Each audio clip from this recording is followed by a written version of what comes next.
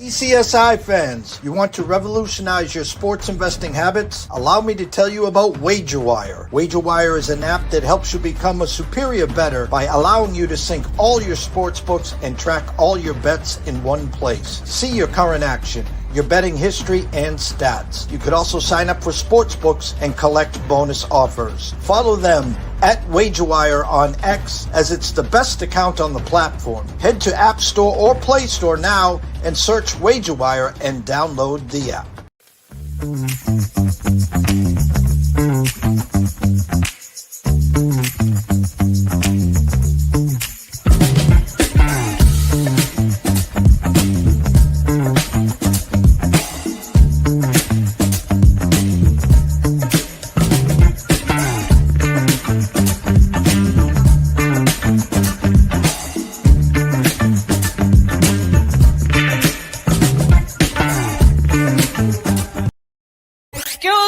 DJ. Hey, check this out. We got a great show coming your way.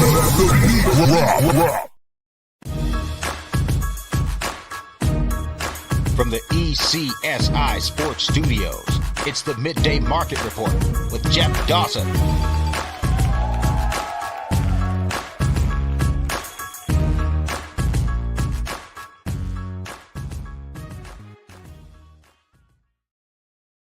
Good afternoon, sports fans from all around the globe. I am the host, Jeff Dawson, East Coast Sports Investors, and it is that time of the week. Good friend and colleague, live from LA, Mr. Ron Momilevsky at Ron A Sports. Make sure you go and follow him immediately. The best in the business. I'm talking decades of data, and no one talks NCAAF and NFL like Ron. Shout out to Miss Amber Holly, thank you so much for all the love and support. Please head on over to WagerWire. Join that community, the best in the business. Let's end 2025 with a bang. I promise you this, 2026 will be epic. And of course, AtlantaSteaksandSeafood.com. Terry Smith, I know you've heard of Butcher Block. I know you've heard of Omaha. Trust me on this, AtlantaSteaksandSeafood.com. Steak, seafood, chops, appetizers, wines. Terry's got it all. Let him fill the tables for you in the holiday and the New Year festivities, and you can just sit back and enjoy. Tell him JD from ECSI sent you. So without further ado, let's bring him on, Mr. Ron Momilevsky. Afternoon, Ron. Good afternoon. You keep making me hungry with those steaks right in front of my eyes, but everything else is going well. So much to talk about. I promise it is the festive season. No overtime. I promise. Tell your wife, no overtime, no shakes, no nothing. We're going to get in and we're going to get out. But, you sent me some notes. So I'm going to start because of what happened yesterday, obviously, in Michigan, as they fire their coach. Listen, I lived it a handful of years ago with the Celtics, and Ime had a little fling with someone in the office. It's just not, you can't do it. And it was immediately fired. Then did his penance for a couple of years. Now he's coaching. The Rockets have no idea what this will happen to Sharon. But as you said, the carousel up to 30. You're under over 26 and a half. I bet the under. I lost. Take us through it, Ron. Yeah, some poor judgment is going on with some of these coaches. I know some of it is ego-driven, and there are just so many problems in this particular area. It started with Kent State with the falsification of information and financial stuff, and there's been other financial dealings that's happened. We even have another coach, the Ohio University coach. Ohio's in a bowl game, and their coach has been on leave for the last 7-8 days, and we don't know why, but something's going on there as well.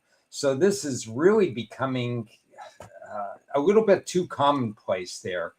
This coaching carousel is crazy. I really don't think during the season you should be allowed to transfer within a conference. You shouldn't be allowed to go from Mississippi to LSU or LSU to Alabama, or for that matter, last year when Charles Huff went from Marshall to Southern Miss, and then he stays 1 year at Southern Miss, and now he's off to another job. How about trampling on the Pac-12 one more time as if it can't be trampled on again? They hire a whole staff from South Dakota in Jimmy Rogers and so on to replace their coach who left in a sideways move to Wake Forest. And now the South Dakota coach is going to Iowa State because that's his dream job. And he's been texting him for years and years if that job ever opens. And Washington State is left without a coach. And it's not going to go away because you got these new hires. You've got a couple of really good new hires that we could talk about as well. Will Stein is going to Kentucky, the hat I'm wearing right now today, by coincidence only. And there's another one, Brian Hartline is going from Ohio State. And we have Amber who's talking about the Buckeyes going back to back, but they're losing their offensive coordinator Hartline, and he's going to USF. And I got news for you. If Will Stein is successful, if Brian Hartline is successful, if the Alabama assistant is successful at Oregon State, they're going to go on and move to new jobs. This is not peak coaching carousel. This is every year occurrence from now on. And here's the hard part is, and my mouse wants to go sleep in here. Bear with me here. There we go. Back in the day, you played your 12 games, 11 games. If you were a part of the bowl game or the system, you were fine. There wasn't 48 bowl games. You had the granddaddy of them all. You had the big January 1st, a few small ones leading up to it. Now the coaches breathe for a week or two, then they get out and they start recruiting. Nick Saban, just to name one, the legend, got out because of where it is now with the NIL, with the transfer portal. And can you imagine this, Ron? Is you and your staff come to my house, my family. I'm a senior. I'm a 5-star. You sell me. You come here, Jeff. You're going to start immediately, and we got a 4-year plan for you, yada, yada, yada. And then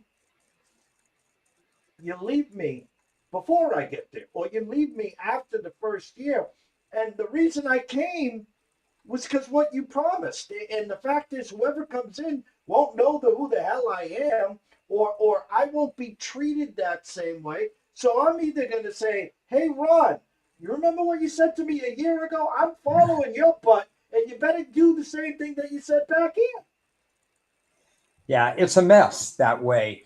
Nick Saban's just one, the poster child for that, and one of the most underrated coaches that we've ever had in college football who just wanted to coach football was Chris Peterson, who took a long time to move from Boise to Washington, got them into the Final Four right away, was successful, but he wasn't happy. And he kept telling his wife, he said, this is probably going to be my last year. It's just not the same. College football is not the same.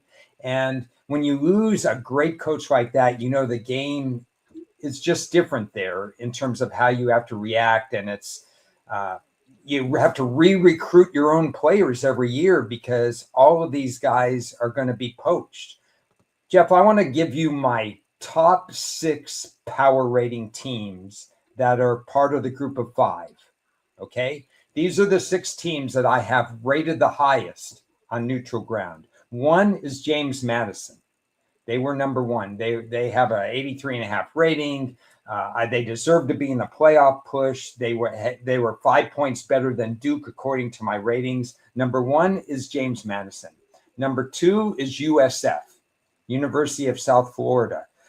They didn't play in the AAC American title game, but they had my second highest power rating. Then you have 4 teams that are real close together. Tulane, Memphis, and North Texas. So that's 4 in a row. USF, Tulane, Memphis, and North Texas, all from the American Conference. The best of the group of 5 conferences. Great programs in terms of where they were and so on. And 6 was Toledo, who wasn't even in the MAC championship game, but Jason Campbell had has always had a problem winning as a favorite. He's not one of my favorite coaches and stuff like that, but Toledo had a very high power rating. James Madison, USF, Tulane, Memphis, North Texas, Toledo. What do they have in common?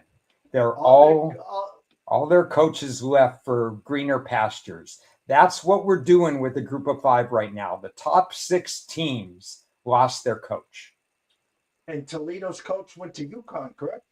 That's correct, which would, I don't know, UConn's kind of in no man's land. Jim Moore was a good fit for them. He overachieved there. I don't know if Kendall will overachieve there. At some point, UConn's got to enter a conference one way or another, but it's a mess. The more these teams have success in the group of 5, the more their coaches are gone. Well, let's get to last week action as Amber talks again. Buckeyes, we are winning again. We love Coach. I'm sure he wants to leave with a natty, and then of course Saban and Meyer are the goats. A lot to break down. Kind of, sort of not. When I'm a market reader, and when Virginia only opened 2.5 against Duke, I smelt that one a mile away. Well, it took overtime and stuff, but again, the Dukies find a way to win that one. Let's be real here. Alabama has been leaking oil all month. We talked about it last week. The fact that they lost at home to Oklahoma, technically, kind of, sort of, potentially should have lost to Auburn. And then here they are in the SEC championship, and they got beat up. I mean, -4 yards on the ground. Simpson was just a shell of himself. And I still don't think this is the Georgia the of old, the swagger. I don't see a Brock Bowers out there. I don't see a Ladd McConkey out there. And yet it was like Alabama knew what the results were going to be on Sunday, which we're going to get to, but absolutely laid an egg run.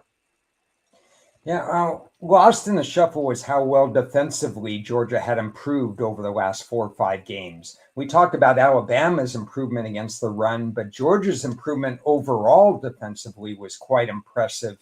And they started earning their stripes. They're starting to look like the Georgia of old, not necessarily with the perfect quarterback play.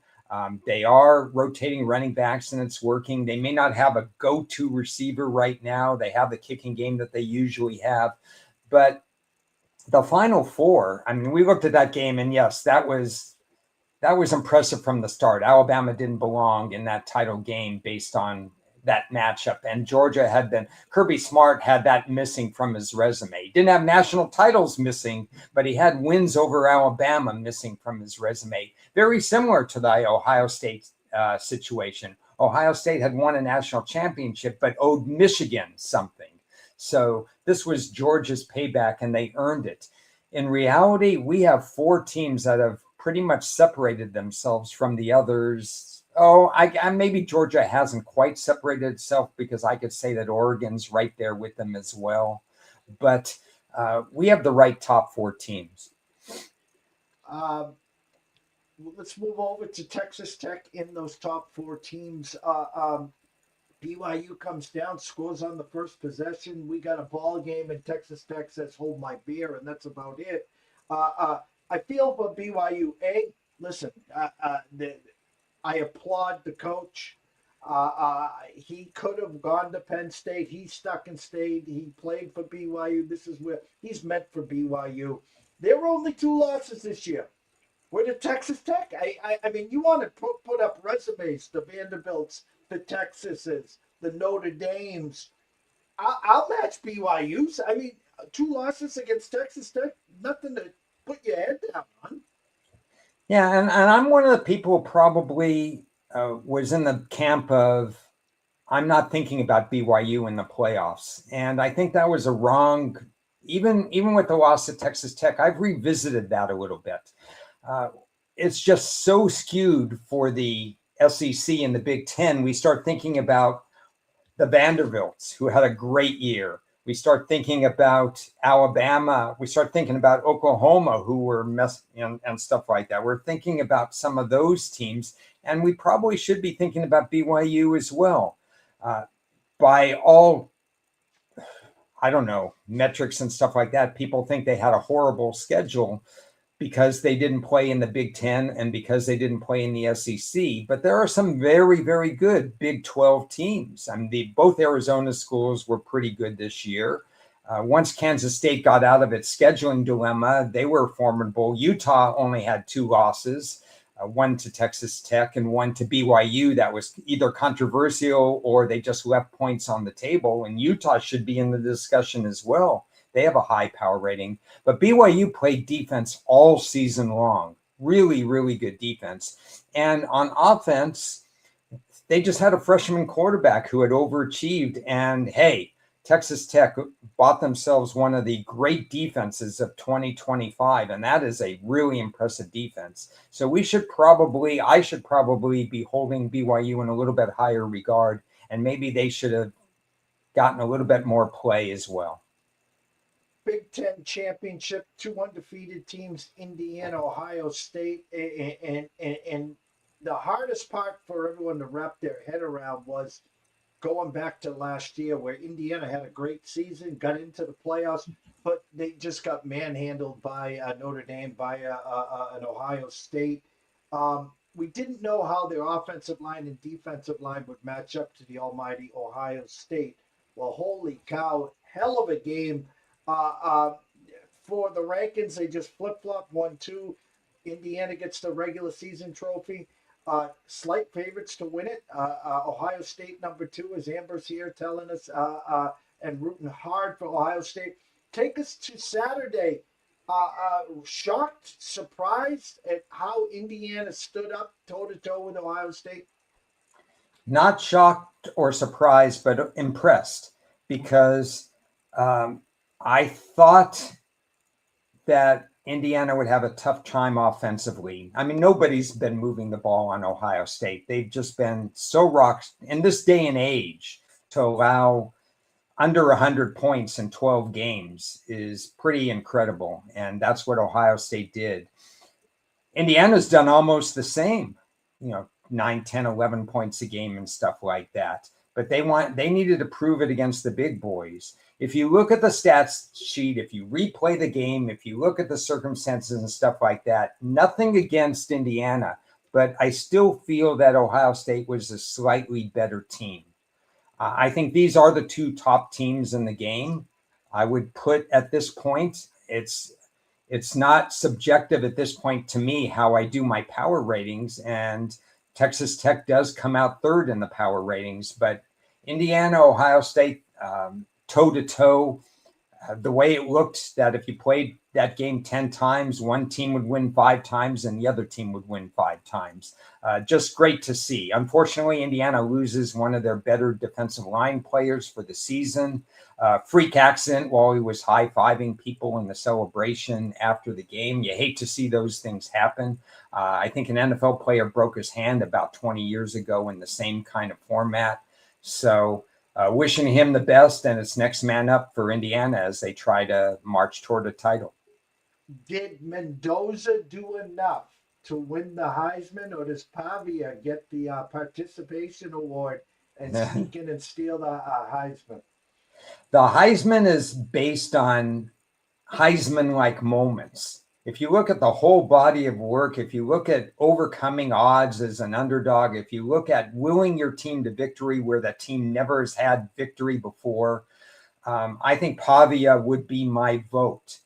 But I think Mendoza will win the award, and it would be a close call, but Mendoza had Heisman moments, helped by Cooper's catch against Penn State, and then the Heisman-like moments against Ohio State when he needed to have a pass, he threaded the needle. Was he inconsistent against Ohio State? Anybody was going to be inconsistent against Ohio State. That's not the issue. But he had Heisman moments, and I think that's going to push Mendoza through. Well, the headliner, and I'll close the college talk with this. My headline is it a Big 10 final in the NCAA championship? And kind of a loaded question. I wasn't even thinking about it this way. Again, I was more towards the rematch. Is it going to be Indiana or Ohio State? But I guess I can throw Oregon in there too, which some people, that's their dark horse. And I just have not been a Duck fan or believer this year. But potentially, do you see a Big Ten championship in the final game? You know, it's still untested. We still don't have enough of a sample size with 18, 19, 20, 21, 22-year-olds playing games 13, 14, 15, 16, and 17. It's a tough ask for Indiana or Ohio State to go all the way through. I know they get a bye and they get some time off to refresh. So maybe those two could be given a hall pass, but it's not that easy to run through 16, 17 games at that age and stay level and stay all the different things. Like it or not, most of their bodies are not as developed as 25-year-olds, 26, 27. That's just a general feeling on my part. And there are worthy teams to win it. Last year, we saw Oregon go undefeated and then lose the first week to Ohio State. So I think Oregon is a live play in a way because they have the understanding of what happened last year, a team that's similar to this year. And for whatever reason, this guy Moore, this quarterback who didn't look good at all at UCLA, is looking like in another era or whatever, we'd be talking about him as Heisman candidate because he put up Heisman numbers as well. He may end up being the first quarterback selected, even over Mendoza. We don't know for a fact that Mendoza, there's a lot of prep work and combine before Mendoza gets anointed the number one quarterback, but we shouldn't sleep on Moore. I have a feeling that Oregon plays enough football and is so well-rounded that they should be in the mix for this championship. But it wouldn't surprise me if Georgia got in. I'm intrigued by what Texas Tech brings to the table because we just don't know. They're the X factor. Wouldn't surprise me. Ohio State would a little bit surprise me at Indiana. They're just at some point they're going to throw in a game that maybe they shouldn't. But I love Kurt Signetti. It's kind of wide open. My dream scenario is that the Oregon place kicker misses a kick at the end of the game, costing them a title, and it makes me feel good. But that's a personal vendetta that we won't discuss here. All right, NFL, not for long, any given Sunday. And last week again, between Circa Survivor and fantasy football, and of course the X's and O's in the trenches.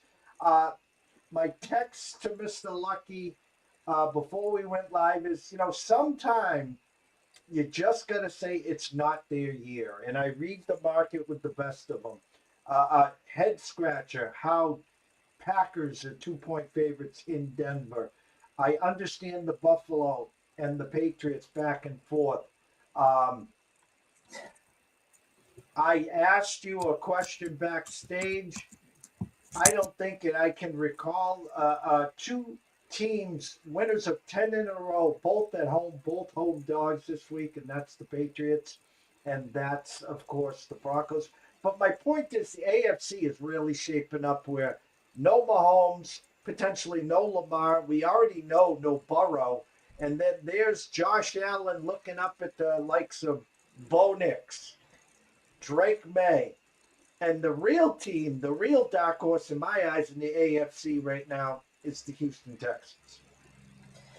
It's going to be interesting for television ratings to not have a Mahomes, maybe not have Lamar. That's not a done deal because, Pittsburgh is no guarantee to win that division. You'd assume that there'll be enough wins for Buffalo that Josh Allen will be there. But the race is going to be fascinating to those who like football in general and don't root for a particular quarterback or a particular team.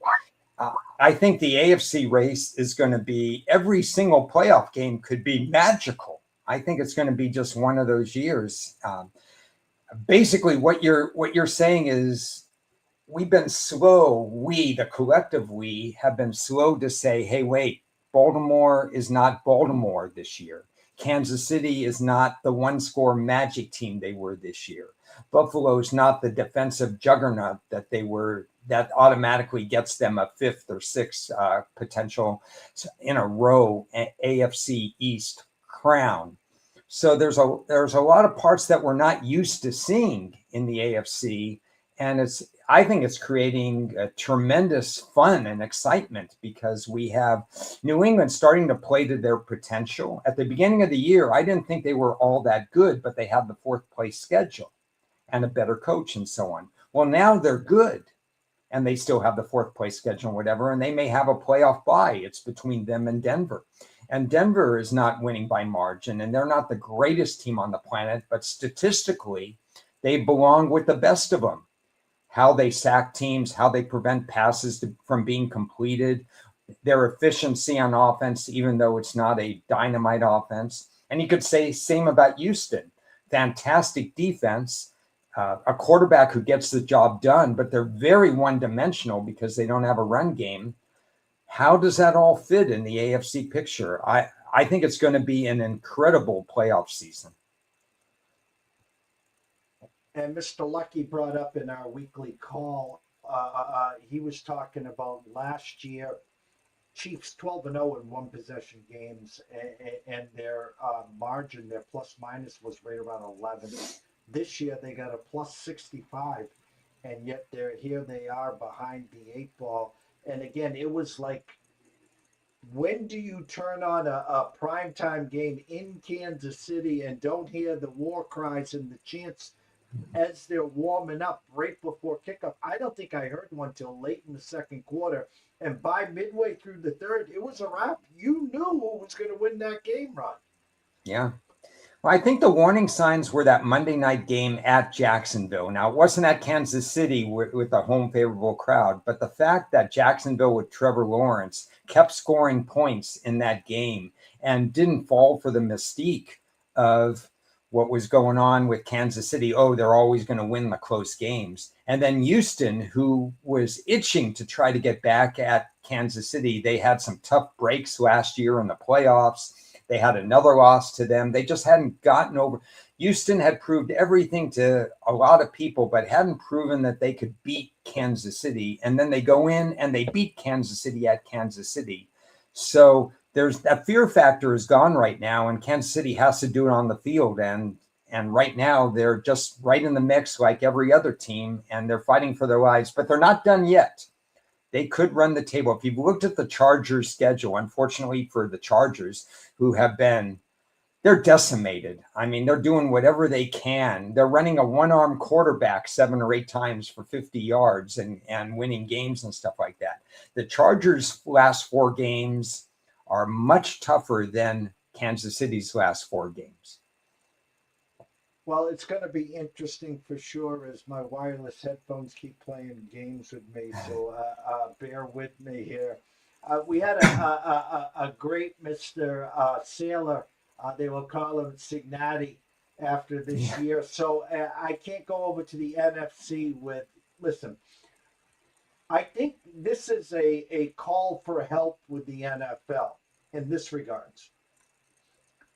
We saw what Joe Flacco did coming off the couch last year. We saw what he did this year. And now Russell's Indianapolis Colts, who started the year great. Daniel Jones, we're talking long-term potential contract extension. Anthony Richardson hurt. Insert Brian Leonard. And now all of a sudden Leonard's nicked up. And 44, 45-year-old Phillip Rivers to the rescue. I still can't even. It's the first time all week I've talked about it. Okay. I have to start with a story then. And that's as growing up as an Oakland Raider fan, Stabler and Biletnikoff, there was no greater feeling that you were going to win a game late in the fourth quarter in the Daryl Monica days, even before that, when you brought in 900-year-old George Blanda in the fourth quarter to not just kick field goals, but to actually win games. And he won 4 or 5 fourth quarter games. That guy was incredible. Philip Rivers is his age, and I'd rather have George Blanda in that situation. Philip Rivers doesn't look like an NFL quarterback right now. I think all things considered, they'd like to have Riley Leonard be healthy and raring to go. You have to have a backup. In the NFL, these quarterbacks get hurt. We're going to have 3 new starting quarterbacks from this week, if you count the Jets. And I think there's one other team that's going to, the Raiders might go to Kenny Pickett, or they've announced that. And now you have the situation where Riley Leonard or Phillip Rivers or somebody's going to start for Indianapolis. This is a hard situation. It's not even a home game. They're going to Seattle, one of the best defensive teams in the league. It's tough enough for any quarterback to do that. Indianapolis still has playoff opportunities, even without this win at Seattle. I think it's just a weird move to me. I don't know how else to put it. Well, I was going to suggest that in the taxi squad, that each team, and I don't know where they'd find them because there aren't 30 retreads or 30 projects, but I think that each team, because of what has happened with all the injuries, what happened last year, what has happened this year, each team gets an extra practice squad spot just for the project quarterback in cases like this. Yeah, maybe you have one of these weird alternative, I don't know what you want to call it, combine kind things, and you have 20 quarterbacks who are not in the NFL, or maybe they're in the Canadian League and the Canadian League schedule is over. They played the Grey Cup already, and you put them in a pool and you just make them available to teams. You say, be ready. And an NFL team can call you because we know you've thrown every week, you're under controlled circumstances or whatever, and then you get called in. I mean, we can come up with some creative idea where we have quarterbacks ready to go, because there aren't enough quarterbacks to cover all the injuries in the NFL. NFC, listen, the Rams 2 weeks ago was the perfect spot. 9.5-point favorites going to Carolina, lose outright. Stafford's worst game. They said, hold my beer, and they just flexed their muscles. I was listening to Mr. Adam Kaplan this afternoon on Call-In, and he says that the Rams have done something that no other team he can remember has ever done, and that is in week 7, install a 3 tight end offense, which is just taken off, and whether it's the run, whether it's the single wide receiver, Devontae Adams, or this past week, Puka, but he's never seen mid-season to add something like this and just to prosper as the ways the Rams and McVay have done. Yeah, I like that from a number of standpoints, because we saw this league switch from power to speed these last, let's say, 5 to 10 years, where it carried over an offense. You had to have all these gadget players, and that Tyreek Hill is not a gadget player, even though he was a third-day pick, when he came out and stuff like that. But these players where you can chess piece and move them out, we're going to be faster than you. And then the defenses got faster. And people said Kansas City was the first at this. Let's get Nick Bolton. Let's get these guys who are just faster than you, and they can cover a lot of ground, and they can counteract that. And now the Rams come in and say, okay, you're going to get faster. We're going to get meaner, and we're going to go out and we're going to have mismatched targets. You've heard me say, everybody who's listened to me on any show has heard me say how, especially for young quarterbacks, the offensive line and a pass-catching tight end with a bigger target radius is a rookie quarterback or a young quarterback's best friend. Well, it's even Matthew Stafford's friend, because you've got all these mismatches against undersized linebackers nowadays. In fact, teams don't usually employ 3 linebackers these days. They're using a 5-2 or a 4-2-5. You see 5 defensive backs. That's very common in the NFL. So McVay is coming out with something that counteracts that. Some teams like Seattle are made to actually go against that tight end set. And we saw Stafford and the Rams struggle against Seattle. And there's some feeling that Detroit will have that kind of effect too, because the Lions are one of those drafting teams that draft for power more than speed. But I like what McVay has done. Eagles, like the Chiefs, like the Ravens, kind of playing with their food. Something's going on in Philadelphia with their demise. Dallas still alive. It's going to take a lot there. The Phillies scheduled 2 against Washington, 1 against the Raiders, and I forget their last game. But my point I keep been talking about is that team called Seattle, who was 6-6 at halftime, and they ended up putting up, I think, close to 40 last Sunday. And if the Rams were to hiccup and somehow, some way, Seattle's hosting the NFC Championship game. Now, of course, if Donald has that 3-4 turnover game, all bets are off. I keep talking about that, but there's another spot in Green Bay where if you got to go to Lambeau Field in the second to last weekend in January, and the frozen tundra is the frozen tundra, you're not going to want to go there. Never mind try to go there and win to get to the Super Bowl. Are we sleeping on the Packers? Are they starting to put things together? Because Vegas has got them 2.5-point favorites in Denver this week. And oh, by the way, 3.5-point favorites next week in Chicago. Yeah, it's interesting because you look at if every team played their best, what would happen? If every team played their worst, what would happen? If every team played their best, I think Green Bay absolutely deserves to be in the mix for one of the best teams, if not the best team in the NFC. The problem is Green Bay hasn't played their best every single week. We saw, in fact, they have a tie against Carolina. I know they're up and coming and stuff like that, but Green Bay has played their worst against teams that you'd expect them to roll over. So I don't think Green Bay is firing on all cylinders right now.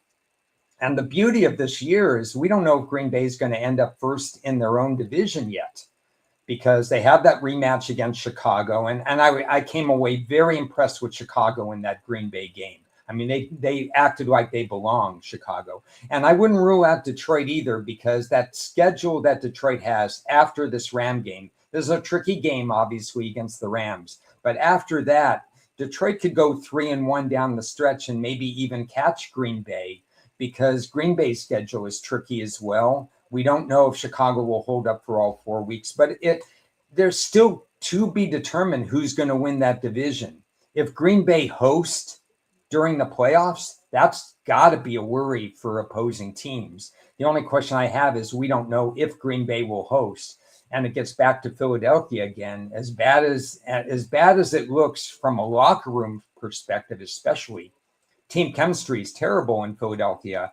But the NFL thought that scheduling week, 15 and 17 against Washington was going to provide incredible drama.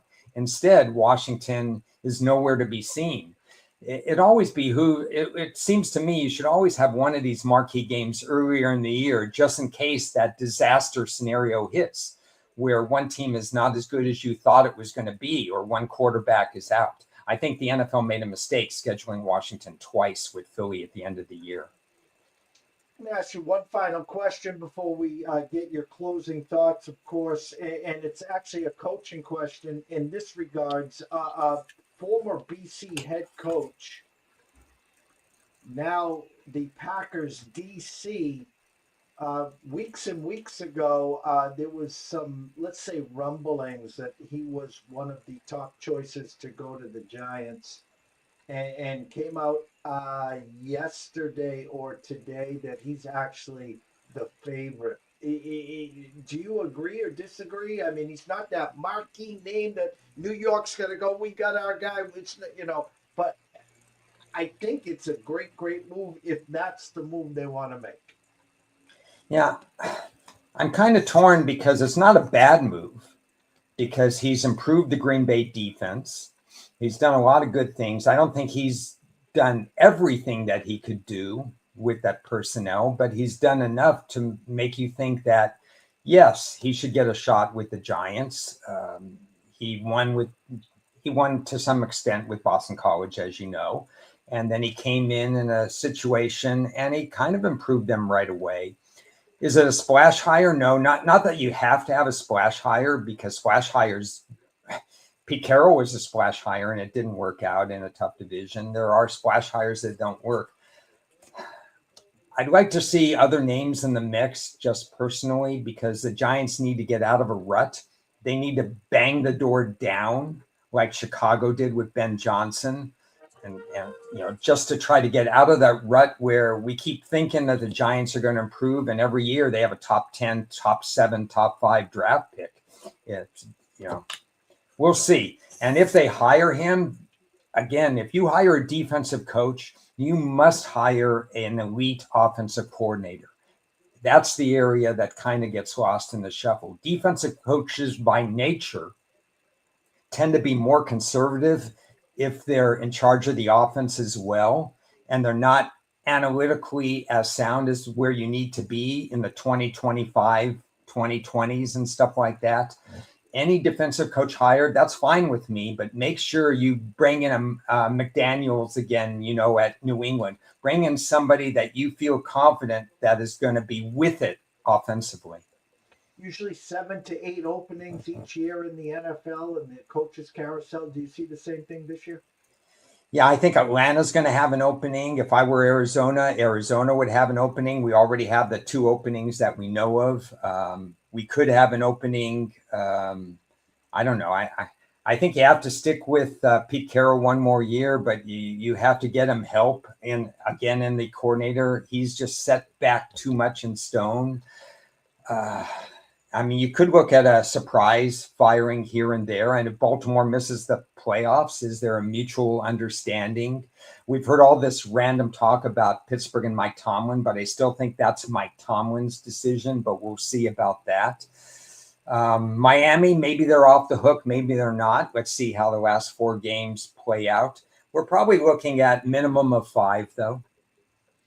I'm glad you brought up the Ravens because I was playing a hypothetical. If Miami does fire their coach, it seems if Ravens limp to the finish, maybe they do need a new voice. Maybe they're tuning him out, but it's almost like if Harbaugh is fired and someone like Miami says, oh, okay, here we go. Out of here, boy genius. You're gone, next up. And then all of a sudden, Harbaugh doesn't even get the chance to get home and unpack, and he's heading somewhere else. Oh, yeah. I think Atlanta, for example, would be on the phone in 2 seconds. And if he gets let go, some of these teams may not fire them. Let's say Atlanta and Arizona stall and they're not firing. And then Harbaugh, by mutual understanding, parts ways. Then they fire their coach because they think they're going to get him. Russell says, what if John Harbaugh went to Michigan? Hey, it's a job is open. I don't know, but and it's a good job. Michigan is a really good job. So they're going to go after somebody. They may go after, the rumors are they'll go after Judd Fish at Washington, for example. And I know DeBoer's name came up, but aside from that, I think Judd Fish would be the one to watch just in case. With Portnoy's love affair with Michigan, and he's got Gruden under his wings at Barstools, and the fact that Gruden made it clear that he'd love to coach, quote unquote, in the SEC. Obviously, Michigan isn't that. That's the Big Ten. Been out too long, or do you think Gruden's actual name carries some weight? I think Gruden's actual name carries some weight, but if I were a high-profile school that came on, if I were a Michigan or a school like that's had some drama, I don't want more drama. I want Matt Campbell type of drama. A guy who doesn't have any drama goes to Penn State so that there's not high drama going on there and stuff like that. Whether he'll be successful, we'll see. But if I'm Michigan, I'm hiring somebody without any drama. Well, as we always wrap up this segment, a nice tight 7.5-yard button hook for Ron's closing thoughts. I thought I'd do this. I've done this on a lot of different shows throughout the years, but I know people like to handicap. People watch the show for handicapping knowledge and betting knowledges and so on. And it's bowl season, and we now have 800 bowl games or whatever number of bowl games there are, and they're all called fancy names, and we get to watch a Pop-Tart be eaten sometime during the thing. But we all want to win money on these games. So just a few general handicapping tips I'll throw out there. When you see matchups, it's not just about power ratings. Power ratings help, but study motivation. Does the team want to be there? Did the team come off an excruciating loss and they didn't reach their lofty goal? Is this a team that went 9-3 last year and now they're 6-6 and they don't want to be there? Who's their opponent? If you've got an opponent, if you got a Power 4 team playing a non-Power 4 team, what's the motivation? We've seen UCF and we've seen South Florida beat up on Florida and other schools in bowl games. Study motivation. Don't ignore line of scrimmage data. It's amazing how if you're able to run on another team in a bowl game, it still carries weight. So look at these numbers closely. How was it achieved? What teams was it achieved? How well did they stop the run? Line of scrimmage data still matters. Third out of 4, next man up. If you're serious about bowl handicapping, I know there's a lot of games. I don't even know how much bowl handicapping I'm going to do. You have to study the backups because there's going to be opt-outs. There's going to be, and it could be at the last minute too. You're going to have to know what's the difference between your first string running back and your second string running back. What's the difference between wide receiver 3 and wide receiver 4? If you lose 2 offensive linemen, has the next man up, how many snaps has lineman number 6 and 7 take? My advice, do your due diligence. Know who the next man up is going to be for a team that you're interested in. And finally, be objective about the coaches that are coaching in these games. Just because a team has an interim coach doesn't mean they're going to lose the bowl game. Data is mixed in this area. Interim coaches win just as much as they lose. It's not a handicapping. You can't point and say, oh, they have an interim coach, they're going to lose. They're a dog, they're going to lose. They're a favorite, they're going to lose. It's situation specific. Be objective about who's coaching your team and know how many other assistant coaches are there. Is it a max exodus like we've seen in the past with the Floridas, the Oregon States, and whatever? That matters more than who your interim coach is. Ron, the scroll has been going the whole time at Ron A Sports on X. You and I will be back next Thursday at 1 p.m. 10 a.m. Pacific. We're going to give you the Christmas week off, and then we'll be back on the 30th, also on a Tuesday at 1 p.m., 10 a.m. Pacific as well. Tell them where they can find all your work, sir, and of course, all your great and amazing podcast schedule. Okay. Well, mostly it's on X. There hasn't been written work this year that's been published, but you'll see me on X, especially NFL Sundays and Random Thoughts down the road. Probably a different kind of schedule. You just have to follow me on X Twitter because won't be as many shows during the holiday season. Happy holidays to everybody.